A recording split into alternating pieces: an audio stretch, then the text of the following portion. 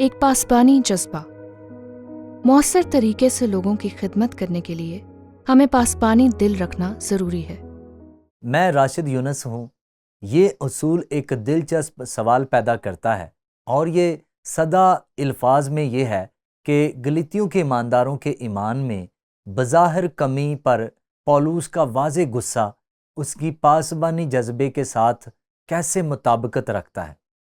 اب جائزہ لینے کے لیے ہم واپس خط پر غور کرتے ہیں، اور آپ کو یاد ہوگا کہ خط کے شروع میں پولس بہت پریشان تھا۔ وہ گلاطیہ میں ایمانداروں سے بہت مایوس ہوا، کیونکہ وہ لوگ جنہوں نے مسیح کا دعویٰ کیا تھا وہ گمراہ ہو رہے تھے، لیکن وہ حقیقت میں کافی ناراض تھا۔ میں اور آپ کہہ سکتے ہیں وہ ان مذہبی رہنماؤں سے ناراض تھا جو انہیں گمراہ کر رہے تھے اور ان کے ایمان کو تباہ کر رہے تھے۔ اور اس طرح ہم مثال کے طور پر گلاطیوں کے پہلے باب اور 6 آیت کو دیکھ کر اس کا جائزہ لے سکتے ہیں۔ اس نے کہا، میں تعجب کرتا ہوں کہ جس نے تمہیں مسیح کے فضل سے بلایا، اس سے تم اس قدر جلد پھر کر کسی اور طرح کی خوشخبری کی طرف مائل ہونے لگے۔ مگر وہ دوسری نہیں، البتہ بعض ایسے ہیں جو تمہیں گھبرا دیتے اور مسیح کی خوشخبری کو بگاڑنا چاہتے ہیں۔ اور یقیناً پولس کی شدید مایوسی اور غصے کے جذبات کی وجہ وہ لوگ تھے جو انہیں پریشان کر رہے تھے۔ اور یوں وہ آگے کہتا ہے، لیکن اگر ہم یا آسمان کا کوئی فرشتہ بھی اس خوشخبری کے سوا جو ہم نے تمہیں سنائی کوئی اور خوشخبری تمہیں سنائے تو ملعون ہو۔ یہ کافی گہرے الفاظ ہیں۔ پولس پریشان تھا، اور بعض اوقات ہم دوسرے خطوط میں بھی دیکھتے ہیں کہ وہ پریشان تھا۔ مثال کے طور پر تیتس کو اپنے خط میں اس نے کہا، ان کا منہ بند کرنا چاہیے، یہ لوگ ناجائز نفع کی خاطر ناشائستہ باتیں سکھا کر گھر کے گھر تباہ کر دیتے ہیں۔ تو پولس یہاں کیا کہہ رہا ہے؟ اگر کوئی سچی خوشخبری کے علاوہ کچھ اور منادی کر رہا ہے تو اس پر افسوس ہو۔ اب آئیں صرف اس بات کا جائزہ لیں کہ پولس نے خوشخبری کے بارے میں کیا کہا، اور اس نے خوشخبری کی تعریف کیسے کی۔ مثال کے طور پر پہلے کرنتھیوں کے 15ویں باب میں اس نے خوشخبری کے بارے میں کیا کہا؟ اب اے بھائیو، میں تمہیں وہی خوشخبری جتائے دیتا ہوں جو پہلے دے چکا ہوں، جسے تم نے قبول بھی کر لیا تھا اور جس پر قائم بھی ہو۔ اسی کے وسیلے سے تم کو نجات بھی ملتی ہے، بشرط یہ کہ وہ خوشخبری جو میں نے تمہیں دی تھی یاد رکھتے ہو، ورنہ تمہارا ایمان لانا بے فائدہ ہوا۔ دوسرے الفاظ میں آپ نے ایک جھوٹا دعویٰ کیا، اور اس طرح وہ اس بات کی وضاحت کرتا ہے کہ خوشخبری واقعی کیا ہے۔ سچی خوشخبری نمبر 1، چنانچہ میں نے سب سے پہلے تم کو وہی بات پہنچا دی جو مجھے پہنچی تھی کہ مسیح کتاب مقدس کے مطابق ہمارے گناہوں کے لیے موا اور دفن ہوا۔ دوسری بات یہ کہ وہ صرف مر ہی نہیں گیا، اسے دفن کیا گیا، اور تیسرے دن کتاب مقدس کے مطابق جی اٹھا۔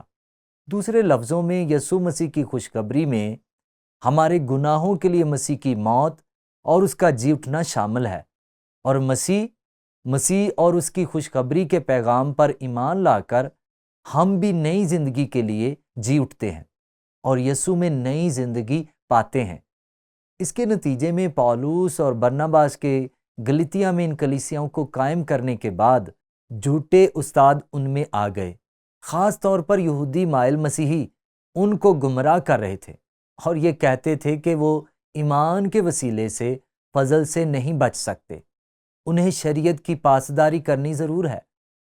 اب یہ دلچسپ بات ہے، پولس یقینی طور پر پریشان تھا، اور وہ اس بات کو بہت برا محسوس کر رہا تھا اور پریشان تھا، لیکن ہم اس کی ناقابل یقین شفقت بھی دیکھتے ہیں، اور میں اسے اس کے ملے جلے احساسات کہتا ہوں۔ اب یاد کریں کہ کیا ہوا تھا، آئیں صرف اس کا جائزہ لیتے ہیں۔ آپ نے دیکھا وہ پسدیا کے انطاکیہ میں آیا تھا، اور جب وہ وہاں پر برناباس کے ساتھ کلیسیا شروع کر رہا تھا تو اس پر ظلم کیا گیا، ان دونوں کو ستایا گیا، اور اس کلیسیا کو شروع کرنے کے بعد یہودی مذہبی رہنماؤں نے انہیں ستایا اور وہ دونوں وہاں سے چلے گئے اور اکنیم میں آ گئے۔ یہودی رہنما وہاں بھی آئے، ان کا پیچھا کیا اور انہیں ستایا اور لوگوں کو ان کے خلاف بھڑکایا، جس وجہ سے پھر وہ لسترا چلے گئے۔ لیکن یاد رکھیں، در حقیقت یہ لسترا ہی تھا جہاں اسے سنسار کیا گیا اور شہر سے باہر چھوڑ دیا گیا تھا۔ یہ ظلم و ستم کی انتہا ہے، لہٰذا اس کے بارے میں اس کے بہت زیادہ ملے جلے جذبات تھے۔ اب ہم قیاس کرتے ہوئے کہہ سکتے ہیں، اگر کوئی آپ کو سنسار کر کے مرے ہوئے چھوڑ دے اور واقعی آپ کو بری طرح چوٹ پہنچے، تو یہ ایک قسم کی مشکل بات ہوگی جب آپ انہیں مذہبی رہنماؤں کو، لوگوں کو گمراہ کرتے ہوئے دیکھیں جنہیں آپ مسیح کے پاس لائے تھے۔ اب مجھے یقین ہے کہ پولس نے ان لوگوں کو معاف کر دیا تھا جنہوں نے یہ کیا تھا، لیکن وہ اب بھی اس بات سے بہت پریشان ہے۔ لیکن جب وہ یہ خط لکھ رہا ہے تو ہم اس کی شفقت دیکھتے ہیں۔ وہ کہتا ہے، بلکہ تم جانتے ہو کہ میں نے پہلی دفعہ جسم کی کمزوری کے سبب سے تم کو خوشخبری سنائی تھی۔ اب اس کا جسم کمزوری سے کیا مطلب ہے؟ ٹھیک ہے، وہ وضاحت کرتا ہے، تم نے میری اس جسمانی حالت کو جو تمہاری آزمائش کا باعث تھی نہ حقیر جانا، نہ اس سے نفرت کی۔ اب لسترا میں اس کے ساتھ کیا ہوا تھا؟ اسے سنسار کیا گیا تھا اور مرنے کے لیے چھوڑ دیا گیا تھا۔ کیا آپ سوچ سکتے ہیں کہ اس کے جسم پر کیا گزری ہوگی؟ اب معجزانہ طور پر ایسا لگتا ہے جیسے خداوند نے اسے اٹھایا، لیکن یہ نہیں کہتا کہ وہ شدید معذوری یا شدید پریشانیوں کے بغیر اس صورتحال سے نکل گیا تھا۔ وہ کہتا ہے، اور تم نے میری اس جسمانی حالت کو جو تمہاری آزمائش کا باعث تھی نہ حقیر جانا، نہ اس سے نفرت کی، اور خدا کے فرشتے بلکہ مسیح یسوع کی مانند مجھے مان لیا۔ پس تمہارا وہ خوشی منانا کہاں گیا؟ یعنی تم سچ کا جواب کیوں نہیں دے رہے؟ تم سچ سے کیوں دور بھاگ رہے ہو؟ میں تمہارا گواہ ہوں کہ اگر ہو سکتا تو تم اپنی آنکھیں بھی نکال کر مجھے دے دیتے۔ اور اس سے ہمیں ایک اشارہ ملتا ہے کہ شاید جسمانی معذوری اور اس کے جسم کو پہنچنے والے نقصان کا ایک حصہ جسے خدا نے ٹھیک نہ کرنے کا انتخاب کیا تھا، وہ اس کی آنکھیں تھیں، اور وہ اچھی طرح سے نہیں دیکھ سکتا تھا، لیکن ظاہر ہے کہ اس کے ساتھ ساتھ بگاڑ بھی تھا۔ تو کیا تم سے سچ بولنے کے سبب سے میں تمہارا دشمن بن گیا؟ اب جیسے جیسے آپ آگے بڑھتے ہیں، یہیں سے ان کے لیے اس کا جذباتی پن نچلی سطح پر آتا ہے۔ جب وہ یہ کہتا ہے، وہ ماں کا استعارہ استعمال کرتا ہے، وہ کہتا ہے، اے میرے بچوں۔ وہ یہاں ماں جیسا رویہ دکھا رہا ہے۔ اے میرے بچوں، تمہاری طرف سے مجھے پھر جننے کے سے درد لگے ہیں، جب تک کہ مسیح تم میں صورت نہ پکڑ لے۔ وہ یہ کہہ رہا ہے، میں تمہیں مسیح کے پاس لانے کے لیے بہت زیادہ تکلیف سے گزرا تاکہ تم نئی پیدائش کا تجربہ حاصل کر سکو۔ اس لیے وہ عام قدرتی پیدائش کو بطور استعارہ استعمال کرتا ہے۔ وہ کہتا ہے، اے میرے بچوں، تمہاری طرف سے مجھے پھر جننے کے سے درد لگے ہیں، جب تک کہ مسیح تم میں صورت نہ پکڑ لے۔ جی چاہتا ہے کہ اب تمہارے پاس موجود ہو کر اور طرح سے بولوں، کیونکہ مجھے تمہاری طرف سے شبہ ہے۔ اور وہاں آپ کو اس کی مایوسی نظر آتی ہے، وہاں آپ کو اس کا ابہام اور وہ درد نظر آتا ہے جو وہ محسوس کر رہا ہے۔ یہ اس کے جذبات کی بنیاد تھی، یعنی اس کی پریشانی اور غصے کی بنیاد۔ چنانچہ یہ استعارہ استعمال کرتا ہے اور وہ کہہ رہا ہے، میں تمہارے لیے ایک ماں کی طرح دوبارہ درد ذہ سے گزر رہا ہوں۔ جس طرح میں تمہیں اس دنیا میں لایا، نئی زندگی میں لایا، یعنی مسیح کی دنیا میں لایا، میں اب دوبارہ درد ذہ سے گزر رہا ہوں، کیونکہ تم پھر سے تعلیم الہی کی الجھنوں سے گزر رہے ہو اور خداوند کی پیروی سے منہ موڑ رہے ہو۔ اور پھر وہ واقعی اپنی گہری تشویش بیان کرتا ہے۔ وہ گلتیوں 4 باب کی 11ویں آیت میں کہتا ہے، مجھے تمہاری بابت ڈر ہے، کہیں ایسا نہ ہو کہ جو محنت میں نے تم پر کی ہے بے فائدہ جائے۔ دوسرے لفظوں میں وہ کہہ رہا ہے، شاید تم ایماندار بھی نہیں ہو، شاید اس لیے تم بھٹک گئے ہو سکتا ہے کہ تم نے دعویٰ کیا ہو پر تم نے نئی پیدائش حاصل نہیں کی۔ تو وہ واقعی ان لوگوں کے بارے میں فکر مند ہے جن کی اس نے خدمت کی تھی، اور آپ اس خط میں اس چیز کی جھلک دیکھتے ہیں۔ اب ایک بہت ہی دلچسپ بات ہے، ہم نے اس کا غصہ، اس کی مایوسی اور کچھ بہت سخت الفاظ دیکھے ہیں، خاص طور پر ان لوگوں کے لیے جو پورے خاندانوں کو گمراہ کر رہے تھے۔ لیکن ایک اور دلچسپ بات یہ ہے کہ یہ مافوق الفطرت لیکن یہ قدرتی بات ہے۔ اور میرا خیال ہے کہ جیسے ہی آپ پولوس کے خطوط پڑھتے ہیں، اور گلتیوں کا خط شاید آپ کا پہلا خط تھا جو اس نے لکھا تھا، جو نئے عہد نامے میں شامل ہے، یہ پہلے مشنری سفر کے بعد لکھا گیا تھا، لیکن خدا اپنے معجزانہ طریقے سے پولوس رسول کو خط کے الفاظ قلم بند کرنے کی ترغیب دے رہا تھا۔ اس نے خط میں یہ بھی شامل کیا کہ خدا نے پولوس رسول کے انسانی پہلو کے ساتھ پولوس کی اپنی زندگی میں ہونے والی ترقی کو بھی شامل کیا۔ پولوس اچانک سے ایک بالغ مسیحی نہیں بنا، وہ پوری زندگی درجہ بدرجہ بڑھتا رہا۔ مجھے لگتا ہے کہ ہم اس کی جھلک اس آخری خط میں دیکھ رہے ہیں جو اس نے قید سے نیرو کے ہاتھوں مرنے سے ٹھیک پہلے لکھا تھا۔ اور غور کریں، میں اسے اس کا مواصلاتی ماڈل کہتا ہوں، اور اس کے برعکس جو کچھ وہ یہاں کہتا ہے اس کی جھلک گلتیوں کے خط میں نظر آتی ہے۔ اور مناسب نہیں کہ خداوند کا بندہ جھگڑا کرے۔ اب پولوس اس خط میں جھگڑ نہیں رہا، بلکہ وہ بہت سیدھے الفاظ میں کہہ رہا ہے، اور مناسب نہیں کہ خداوند کا بندہ جھگڑا کرے۔ اس نے یہ تیموتھیوس کو لکھا، بلکہ سب کے ساتھ نرمی کرے، خواہ جھوٹے استاد بھی ہوں۔ میرے خیال میں پولوس نے اس چیز کو یہاں بھی شامل کیا ہے، اور تعلیم دینے کے لائق اور بردبار ہو۔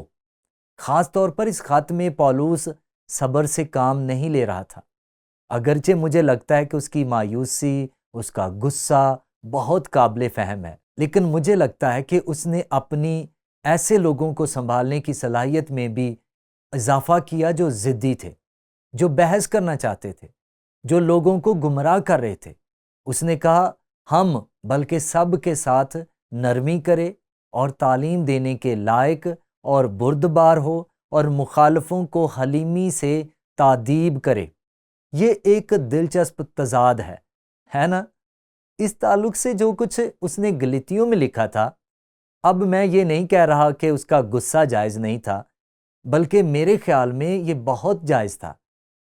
لیکن میں یہاں پولوس کا یہ پہلو بھی دیکھ رہا ہوں جو پختہ ہو رہا ہے اور بڑھ رہا ہے، اور اس کی خدمت کے ذریعے پروان چڑھ رہا ہے، اور پھر وہ بے ایمانوں کی طرف اشارہ کرتے ہوئے کہہ رہا ہے شاید خدا انہیں توبہ کی توفیق بخشے تاکہ وہ حق کو پہچانے۔ اب یہ اس کا عمومی انداز تھا۔ اس نے تب بھی سمجھوتا نہیں کیا جب بات ان لوگوں کے ساتھ نمٹنے کی ہو جو واقعی لوگوں کو گمراہ کر رہے تھے، اور جو اس ذہنیت کے حامل تھے کہ نہ صرف لوگوں کو گمراہ کریں بلکہ کسی بھی ایسے شخص کو مار ڈالیں جو مسیح کی خوشخبری کی منادی کرتا ہے۔ اور پولوس اس کے بارے میں سب کچھ جانتا تھا، کیونکہ انہوں نے اس کی جان لینے کی کوشش کی، اور بلا شبہ گلتیوں کی کلیسیاؤں پر بھی ہونے والے ظلم و ستم کی اکثریت یہودی برادری سے تھی۔ وہ لوگ جو یہودی برادری کے رہنما تھے، اور ایک وقت تھا جب پولوس بھی ان کا حصہ تھا، اس لیے وہ یہ سب سمجھتا تھا، اور میرے خیال میں ہم ساتھ ہی اسے ہمدردی میں بڑھتے ہوئے دیکھتے ہیں، ایک رسول کے طور پر، ایک پاسبان کے طور پر۔ تو یہاں غور و فکر اور رد عمل سے متعلق سوال ہے کہ جیسا میں دیکھتا ہوں کہ ہم یہاں پولوس کے بارے میں جو پڑھتے ہیں، نئے عہد نامہ کے یہ پاسبانی نمونے آج خدمت گزار رہنماؤں اور مسیح کے بدن کے تمام اعضاء کے لیے اتنے اہم کیوں ہیں؟ ہاں، سب سے پہلے میں صرف یہ کہنا چاہتا ہوں کہ ہمیں ان نمونوں کی ضرورت ہے۔ میں اس حقیقت کے ساتھ حوصلہ افزائی کر رہا ہوں کہ پولوس ہم سب کی طرح ایک انسان تھا، اور ہم سب اپنی زندگیوں میں ترقی کر سکتے ہیں، پر ہم لوگوں کو کیسے سنبھالتے ہیں؟ لیکن میں یہ بھی سوچتا ہوں کہ راست غصہ جائز ہے۔ جب مذہبی رہنما اپنے مقاصد اور اپنے فائدے کے لیے لوگوں کا جوڑ توڑ کرتے ہیں تو مجھے یہ دیکھ کر غصہ آتا ہے۔ جب میں ایک بالغ شخص میں بچوں کے لیے جنسی رغبت دیکھتا ہوں تو مجھے غصہ آتا ہے۔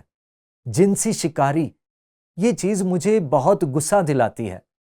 بے حس والدین، اور میں آپ کو والدین کی طرف سے بے حسی کی بہت سی مثالیں دے سکتا ہوں، اور اس چیز سے مجھے غصہ آتا ہے۔ لیکن اہم بات جو یاد رکھنے کی ہے وہ یہ ہے کہ پولوس نے افسیوں کو کیا لکھا؟ غصہ تو کرو مگر گناہ نہ کرو۔ ہم اس خط میں دیکھتے ہیں کہ غصہ ایک راست چیز ہے۔ غصہ تو کرو مگر گناہ نہ کرو، سورج کے ڈوبنے تک تمہاری خفگی نہ رہے، اور ابلیس کو موقع نہ دو۔ پولوس انتقام نہیں لینا چاہتا تھا، بلکہ وہ مسیح کی خاطر ناراض تھا، لیکن اس کے ساتھ ساتھ وہ ایک انتہائی حساس پاسبان بھی تھا۔ اور بعض اوقات ہم لوگوں کے لیے زیادہ حساس ہوتے ہیں، تو جب ہم ان کو تکلیف میں مبتلا اور جوڑ توڑ کا شکار اور گمراہ ہوتے دیکھتے ہیں تو ہمیں اتنا ہی جلدی غصہ آتا ہے۔ تو آئیں اس اصول کو یاد رکھیں کہ مؤثر طریقے سے لوگوں کو خدمت کرنے کے لیے ہمیں پاسبانی دل رکھنا ضروری ہے۔